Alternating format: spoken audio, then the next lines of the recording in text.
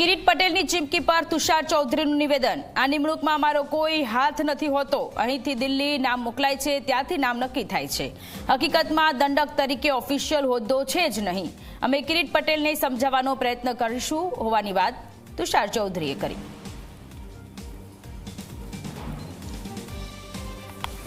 અમારું કોઈ એમાં ઇન્વોલ્વમેન્ટ હોતું નથી। એમાં એસટી ડિપાર્ટમેન્ટ એમની રીતે જ આકલન કરીને અને ત્યાં દિલ્હી ખાતે નામ મોકલતા હોય છે ને દિલ્હીથી એનું એપ્રુવલ આવ્યા બાદ જાહેર થતું હોય છે, એટલે એમાં સીધું પ્રદેશ સમિતિની કોઈ આમાં ઇન્વોલ્વમેન્ટ હોતું નથી। અને તેમ છતાં બી ત્યાં એ જે પણ ઇસ્યુ હશે એ પ્રદેશ સમિતિ દ્વારા પણ સૂચના આપવામાં આવી છે કે સોર્ટ આઉટ કરી ફાળે પાડવાની વાત કરવામાં આવી છે। આજે રાજીનામું આપવાની વાત કરે છે, શું કહેશો એ બાબતે?